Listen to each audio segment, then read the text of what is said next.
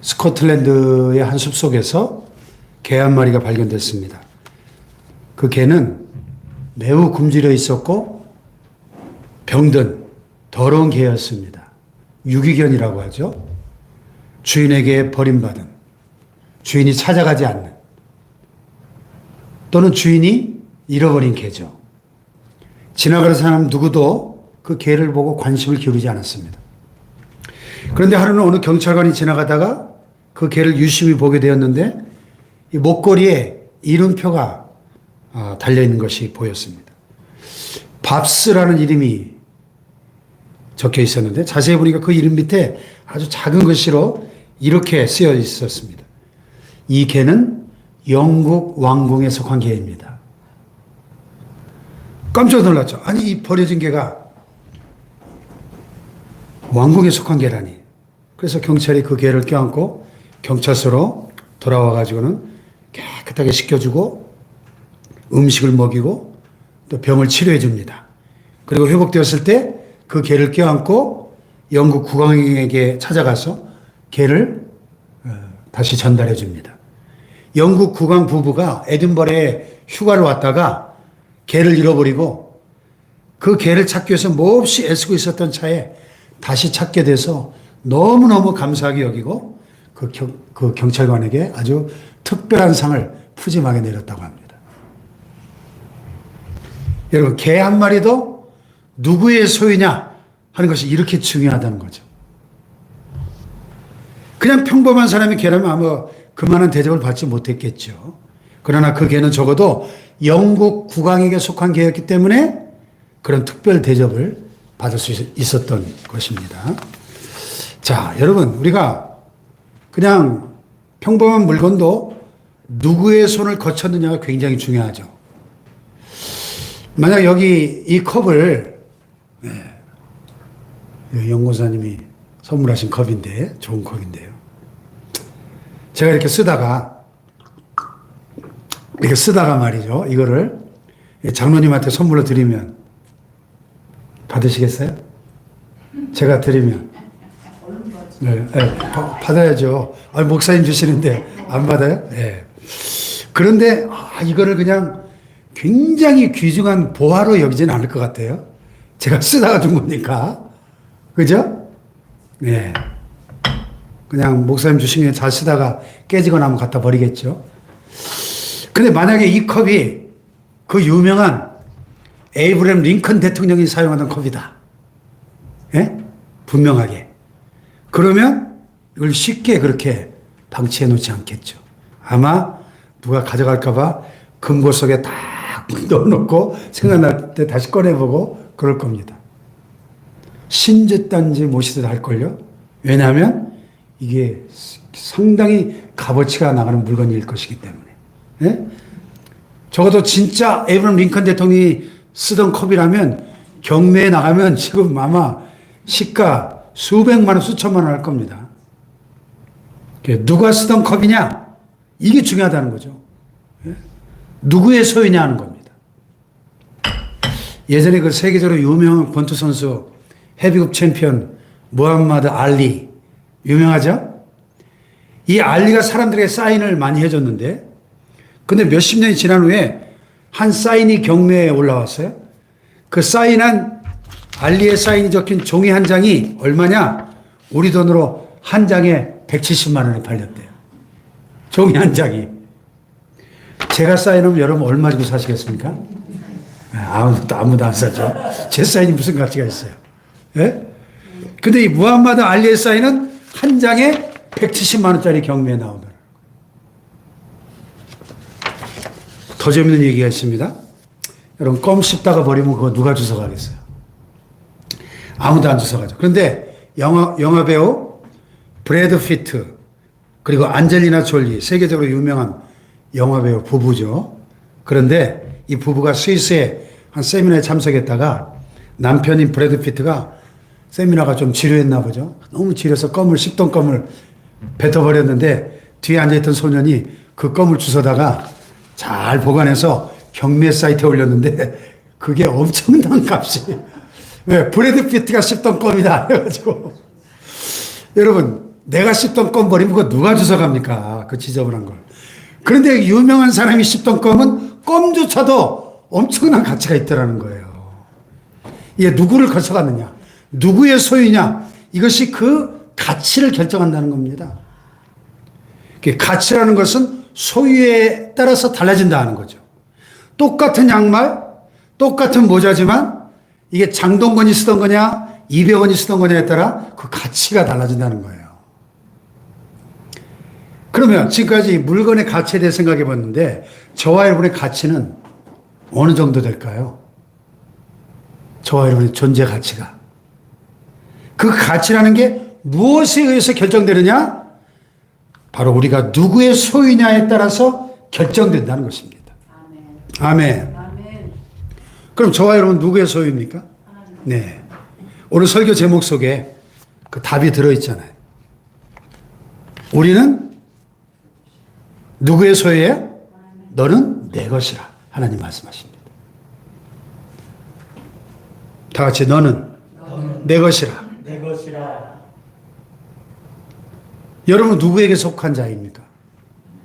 성경에 보면 두 종류의 사람이 있어요. 하늘에 속한 자가 있고 땅에 속한 자가 있습니다. 비단에 거하는 자들, 빛의 자녀들이 있고 어둠 속에 거하는 자들, 어둠의 자식들이 있어요. 예수 그리스도께 속한 자가 있는가 하면 사탄에게 속한 자도 있습니다. 우리는 누구에게 속해 있느냐? 그것이 우리의 가치를 결정한다는 겁니다. 자, 여기 1절을 다시 읽어보세요. 1절 시작. 여호와 너를 창조하신 여호와께서 말씀하시느니라. 이스라엘아 너를 지으시니가 말씀하시느니라. 너는 두려워하지 말라. 아이고 넘어가 버렸네. 내가 너를 구속하였고 내가 너를 지명하여 불렀나니 너는 내 것이라. 자, 하나님께서 우리 향해 너는 누구의 것이라고요? 내 것이래요. 내 것, 즉 하나님의 것. 내 것이란 말은 하나님의 것이라는 뜻이죠. 우리는 하나님의 것, 하나님의 소유인 줄 믿습니다. 아멘. 할렐루야. 아멘. 그러니까 우리가 굉장히 존귀한 존재다 그런 말입니다.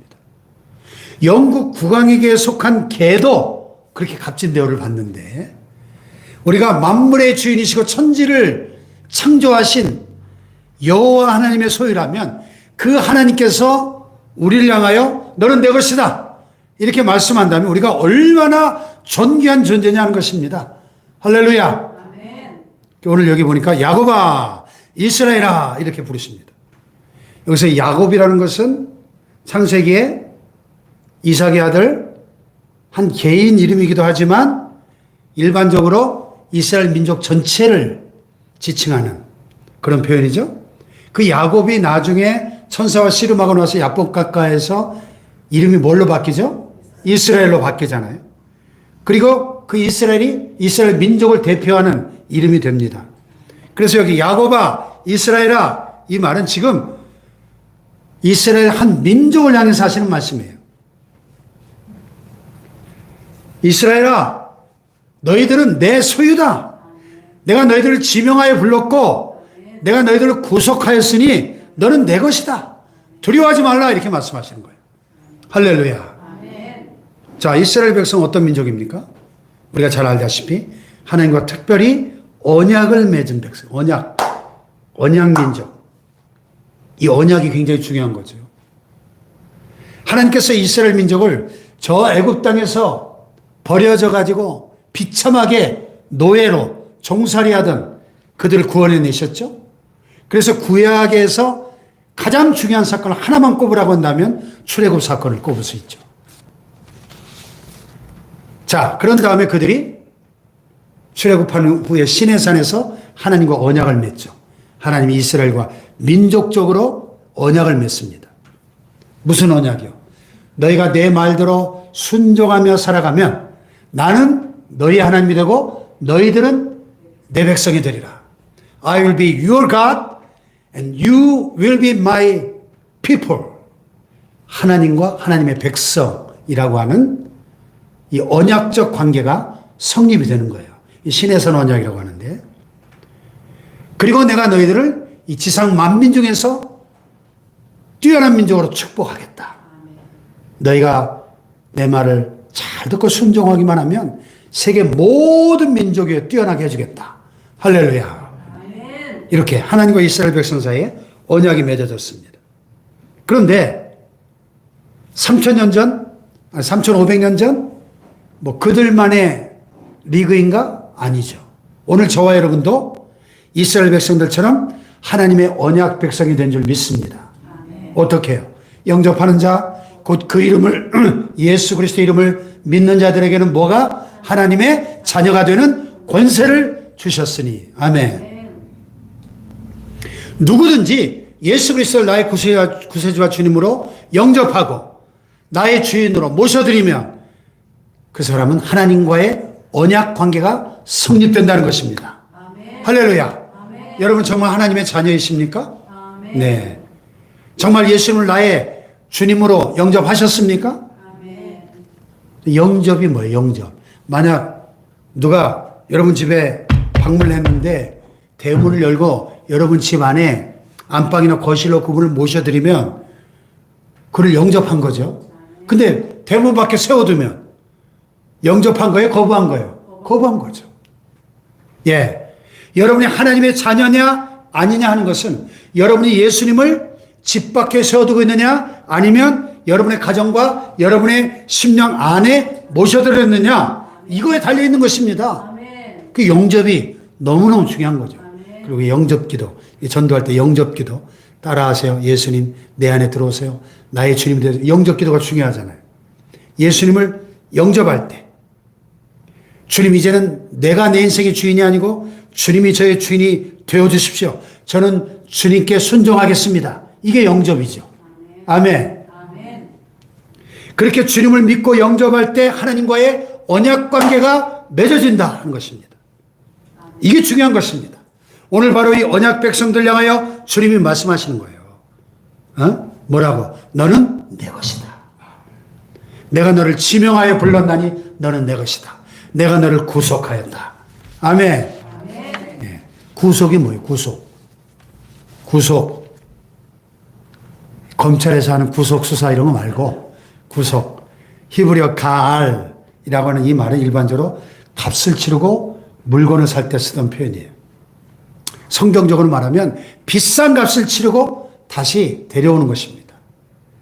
호세아의 음탕한 부인 고멜이 외간 남자와 바람을 피고 나중에 종으로 팔려가죠. 그 호세아가 하나님의 명령에 따라 눈물을 머금고 그 몸값을 지불하고 그 바람난 부인을 다시 사가지고 데리고 옵니다. 용서하고. 이게 구속이에요. 구속. 죄에 빠지고 사탄에게 팔려 노예가 된 저와 여러분을 주님이 아주 값비싼 대가를 치르고 다시 데려오신 겁니다. 다시 사신 거예요. 종으로 팔린 저와 여러분을. 누구에게서? 마귀에게서. 그래서 그 일을 위하여 하나뿐인 예수 그리스도께서 우리 대신 희생제물이 되신 줄 믿습니다. 하나님은 우리와 예수 그리스도의 생명을 맞바꾸신 겁니다. 당신의 하나뿐인 독생자 예수 그리스도를 죽음의 자리로 던져놓으시고 우리를 다시 생명의 자리로 건져내서 맞바꾸신 거예요. 할렐루야. 이게 바로 구속입니다. 구속. 엄청난 단어 이 구속이. 구속. 다 같이 구속. 구속. 구속. 구속. 그러니까 우리는 굉장히 가치 있는 존재라는 것입니다. 왜? 하나님이 값을 주고 다시 사셨거든요. 그럼 우리는 누구 거예요? 하나님의 것이죠. 하나님이 값을 치르셨으니까. 그래서 이제 너희는 내 것이다. 주님이 당당하게 선포하고 계신 것입니다. 할렐루야. 여러분, 천지 만물을 창조하신 그분이 우리를 지으신 여호와 하나님이 너는 내 소유다 말씀하신다면 우리가 얼마나 존귀한 존재이겠는가 하는 것입니다. 그래서 성경에 보면 유명한 베드로전서 2장 9절에 뭐라 그랬죠? 그러나 너희는 택하신 족속이요 왕 같은 제사장들이요 거룩한 나라요 그의 소유된 백성이다. 자, 우리를 뭐라고 부른다고 다시 따라해 봅시다. 택하신 족속이요 왕 같은 제사장들이요 거룩한 나라요 그의 소유된 백성이니. 할렐루야. 얼마나 대단한 존재들입니까 우리가. 누구의 소유된 백성이라고요? 그의 소유된 백성. 저와 여러분이 하나님의 것이고 하나님의 소유된 백성인 줄 믿습니다. 얼마나 존귀한 자들입니까? 그러면 과연 하나님의 소유된 백성들이 누릴 수 있는 특권이 뭘까요? 우리가 하나님의 자녀가 되고 그래서 하나님의 소유가 되었다면 우리가 누릴 수 있는 특권이 뭘까요? 두 가지만 본문에서 찾아보고 기도의 제목으로 삼겠습니다. 첫째로 하나님이 보호하십니다. 따라합시다. 하나님이 보호하십니다. 하나님께서는 당신의 사랑하는 자녀들을 보호하십니다. 우리가 자녀이기 때문에 하나님의 소유된 백성이기 때문에 우리를 보호하시겠다고 약속하십니다. 자, 2절을 보세요. 2절 시작. 내가 물 가운데로 지날 때에 내가 너와 함께 할 것이라. 강을 건널 때 물이 너를 침몰하지 못할 것이며 내가 그 가운데 지날 때 타지도 아니할 것이요 그곳이 너를 사르지도 못하리니. 여기서 물과 불이라고 하는 것은 우리가 이 세상 살면서 만나게 되는 다양한 위험과 위기를 뜻합니다. 즉 우리가 위험한 가운데 처했을지라도 또 위기를 만났을지라도 하나님은 우리를 보호하시겠다는 약속입니다. 아멘. 할렐루야. 아멘. 자, 노아 홍수를 생각해 보세요. 온 천하에 에베레스트 산까지 그냥 다 물에 잠기는 그 전무후무한 홍수의 심판이 임했을 때도 노아 방주에 타고 있던 노아의 식구들 8사람은 보호를 받았죠. 구원받았죠. 할렐루야. 아멘. 나머지 사람들은 다 홍수에 휩쓸려 떠내려가서 죽었습니다. 그 얘기는 바꿔서 말하면 오늘 이 시대에 이 노아의 방주 같은 이 교회라는 공동체에 속한 자들만이 예수님의 피로 씻김 받은 자들만이 보호받을 수 있다는 것입니다. 아멘. 할렐루야. 아멘. 온 세상을 다 뒤덮는 물속에서도 하나님은 노아 가족을 보호하셨어요. 아멘. 할렐루야. 또 생각해 보세요. 이스라엘이 적어도 200만에서 300만 되는 그 엄청난 민족의 이동을 할 때, 홍해를 건너갈 때 하나님이 그 홍해 가운데 함께 하셔서 그 엄청난 바닷물 가운데서 길을 내시고 그들을 건너게 하시고 그들을 건져내시지 않습니까? 할렐루야. 여러분 홍수가 났을 때 자동차들도 집들도 막 떠내려가잖아요. 이번에 이 집중호우로 이 물의 위력이 얼마나 대단한지 우리가 똑똑히 봤죠. 예? 오송 지하차도에 단 그냥 몇 초 만에 6만 톤이 넘는 엄청난 물이 그냥 지하차도 양쪽으로 밀려 들어오니까 뭐 버스도 트럭도 자동차들이 17대가 그 안에 그냥 수장되고 말았지 않습니까? 야, 물의 위력이 엄청납니다. 그런데 하나님은 그 물 가운데 홍수가 범람하고 풍랑이 있는 물 가운데서 우리와 함께 하시고 우리를 보호하시겠다고 약속하고 계신 겁니다. 아멘. 할렐루야. 아멘. 참 물이 얼마나 무서운지. 몇 년 전에 동일본 대지진 때 그 쓰나미가 확 몰려오는 동영상 보신 적 있나요? 예. 여러분 그 쓰나미의 속도가 얼마나 빠른지 아세요? 상상을 초월합니다. 우리가 고속도로에서 차를 몰 때 보통 시속 100km에서 120km 사이로 달리죠. 예. 좀 하나님 나라를 빨리 가고 싶은 분들은 한 150km, 160km 이렇게 달리기도 하고 빨리 천국 가고 싶으니까. 네. 근데 아무리 밟아도 200km 이상은 못 달려요. 그죠? 근데 여러분 쓰나미의 속도가 어느 정도냐? 시속 750km래요. 시속 750km. 그러니까 우리가 보통 고속도로에서 달리는 자동차 속도의 6, 7배 되는 엄청난 속도로 아니 시속 200km만 달려서 자동차가 쉥 하고 보이지도 않을 텐데 750km로 이게 밀려오니까 피할 사람이 없는 거예요. 그러니까 여러분 그 쓰나미 동영상 보면은 막 자동차들이 막 무슨 휴지 조각 떠내려가듯이 막 떠내려가잖아요. 그 엄청난 그 쓰나미의 위력 앞에 물이 그렇게 무서운 거예요. 그런데 그런 물 가운데서도 하나님 우리를 보호하시겠다고 약속하고 계십니다. 할렐루야. 하나님의 자녀를 보호하시는 하나님의 사랑이죠. 또 불 가운데서도 여러분 생각해 보세요. 롯의 가족이 소돔과 고모라가 하늘로부터 소낙비처럼 쏟아진 그 유황불로 심판을 받아 잿더미가 될 때 아브라함의 간절한 중보기도 때문에 롯의 가족이 건짐을 받잖아요. 거기서. 할렐루야. 또 다니엘의 세 친구 사드락과 메삭과 아벳느고가 우상 숭배를 거부하다가 어떻게 되죠? 풀무불 속에 던져졌어요. 평소보다 7배 더 뜨겁게 막 용광로처럼 만들어가지고 왕이 막 대노해가지고. 그런데 그 풀무불 속에 하나님이 함께 하셨죠. 이 세 사람을 꽁꽁 밧줄을 묶고 집어 던졌는데 그 불 속에 몇 명이 다 다녀요? 4명이 걸어 다니더라는 게 왕이 이렇게 보니까. 아니 3명을 집어 넣었는데 왜 4명이 다니냐? 하고 불러내서 보니까 어떻게 됐어요? 예? 세 사람만 와도 머리털 하나, 털끝 하나 상하지 않았어요. 밧줄은 타고 없어졌는데 사람은 말짱한 거예요. 야, 기적이죠. 할렐루야. 그 불 속에 함께 걸어다닌 4번째 사람이 누구예요? 하나님입니다. 하나님. 어떤 성경학자는 성령 신학이 이전에 종종 출연하신 예수 그리스도다. 이렇게. 아무튼 하나님이 함께 하신 거예요. 그들과. 할렐루야. 물 가운데서도 불 속에서도 하나님은 여러분을 보호하시고 지키시는 줄 믿습니다. 할렐루야. 그러니까 두려워할 필요가 없다는 거예요. 오늘 1절에 보니까 너는 두려워하지 말라. 두려워하지 말라. 5절에도 보니까 또 두려워하지 말라. 2번 반복하죠. 다 같이 두려워하지 말라. 두려워하지 말라. 그렇습니다. 하나님이 우리를 지키시고 보호하시니까 우리 세상 살면서 두려워하지 말고 기죽지 말아라. 성경은 말씀하고 있는 겁니다. 할렐루야. 이것이 하나님의 소유된 백성의 특권인 줄로 믿습니다. 또 하나, 2번째로 하나님의 소유된 백성, 하나님의 자녀의 특권 뭐냐? 하나님께서 보배롭고 존귀하게 여기신다. 여기 4절에 말씀하고 있어요. 4절 시작.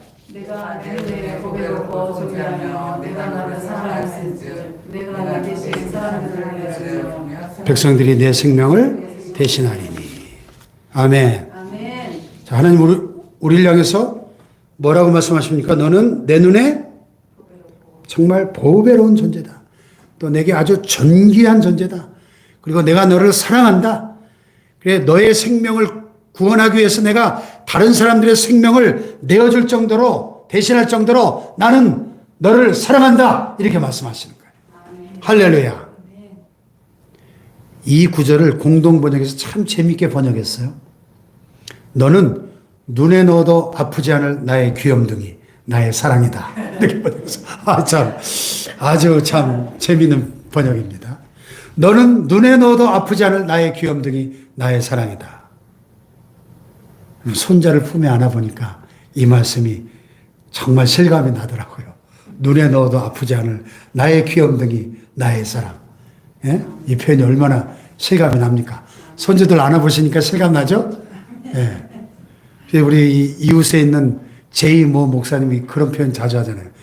옆 사람하고 인사할 때 한번 인사해 볼래요? 이런 인사를 자주 시켜요. 당신은 하나님이 눈에 넣어도 아프지 않을 자녀입니다. 자, 옆 사람 보면서 해보세요. 당신은 하나님이 눈에 넣어도 아프지 않을 자녀입니다. 해보세요. 할렐루야. 아멘. 예. 얼마나 보배로운 존재인가 하는 거예요. 이 보배롭다는 말을 쉽게 표현하면 보석이다. 이런 말, 보석이다. 너는 내게 보석 같은 존재야. 아멘. 따라해 봅시다. 나는 보석 같은 사람이다. 보석 같은 사람. 보석 같은 사람. 야, 갑자기 막 어깨에 힘이 막 들어가려고 그러네. 여러분은 보석 같은 존재라고 하나님 말씀하고 계신다는 겁니다. 하나님의 자녀라면, 예수 그리스도를 영접한 사람이라면 바로 보석 같은 존재다. 하나님이 보석같이 여기시는 존재다. 그런 말씀. 아멘. 아멘. 자, 옆에 분들과 다시 한번.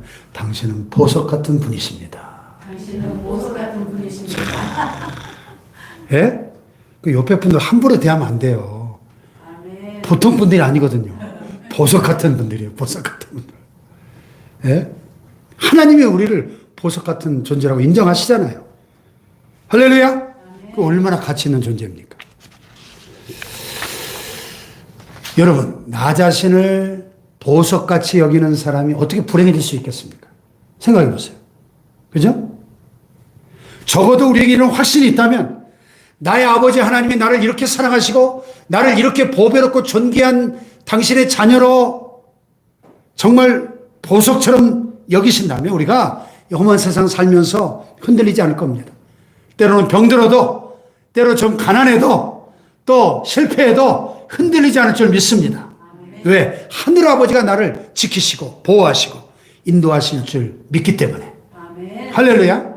그런데 우리 원수 마귀가 종종 우리 귀에 뭐라고 속삭이느냐? 뭐라고 소리치느냐? 야, 넌 실패자야. 너는 쓸모없는 존재야. 오늘도 마귀는 우리에게 너는 쓰레기 같은 놈이야. 너는 실패자라고. 별 볼 일 없어. 너는 뭐 되는 게 하나도 없잖아. 너를 좋아할 사람 아무도 없다고. 너는 있어도 그만 없어도 그만이야. 너는 사라져. 이 세상에 사라져도 아무도 슬퍼할 사람 없어. 이런 마귀의 소리를 듣는 사람이 우울증에 빠지는 거예요. 그리고 극단적 선택을 하는 겁니다. 안타깝게도. 참 무서운 얘기죠. 여러분, 유명 연예인들이 자살하는 것이 사회적으로 그 충격이 너무 큰 거 아시죠? 그래서 흔히 베르테리의 효과라는 말 들어봤나요? 베르테리 효과. 젊은 베르테리의 죽음 앞에 수많은 젊은이들이 동반 자살했다고 하죠. 그래서 열애 전에 그 탤런트 최진실 씨가 자살했을 때 불과 몇 주 사이에 전국에서 한 1000명 가까이가 자살했대요. 이게 베르테리 효과입니다. 왜?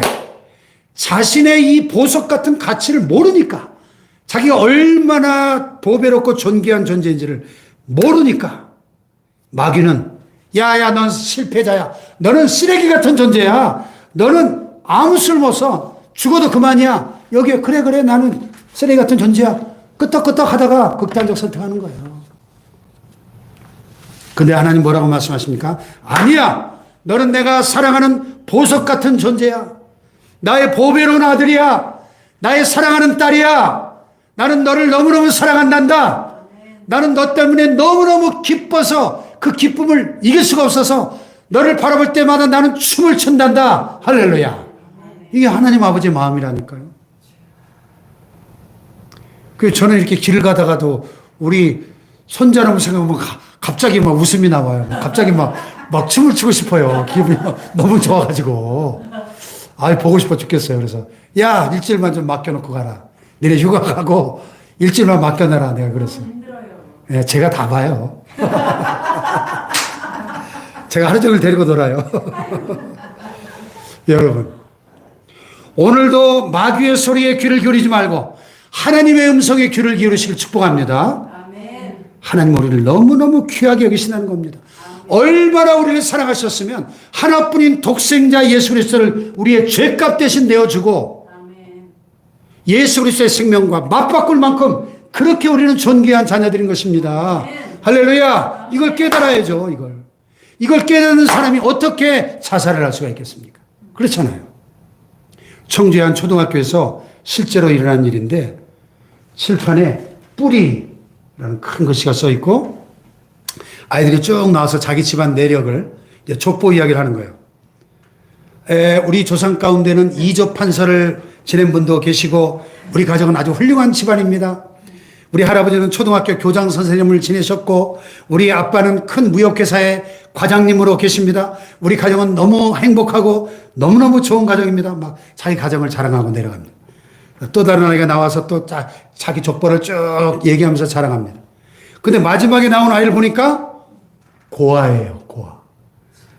선생님이 그 아이를 보는 순간 깜짝 놀랐어요. 아이고, 저 아이는 부모가 누군지도 모르는데 무슨 이야기로 자기 족보를 소개할까?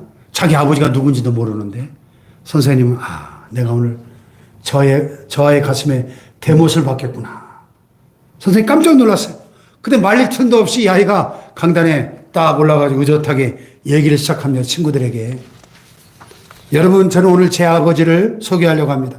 저를 낳으신 아버지는 우주 만물을 창조하신 우리 하나님이십니다. 여호와 하나님이십니다.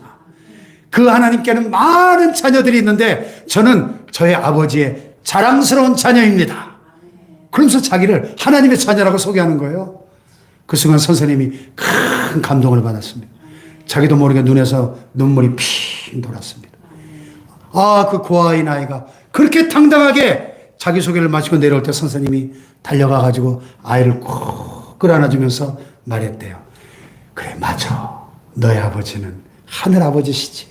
그리고 너는 바로 자랑스러운 그 하나님의 자녀야. 그렇게 격려해줬다는 겁니다. 할렐루야. 여러분, 우리는 하나님의 자녀입니다. 하나님의 자녀의 당당함을 가지고 우리가 이 땅에서 왕자로 공주로 살아갈 때 무엇이 두렵겠습니까? 할렐루야. 하나님은 자녀를 반드시 지키시고 보호하시고 축복하실 줄로 믿습니다.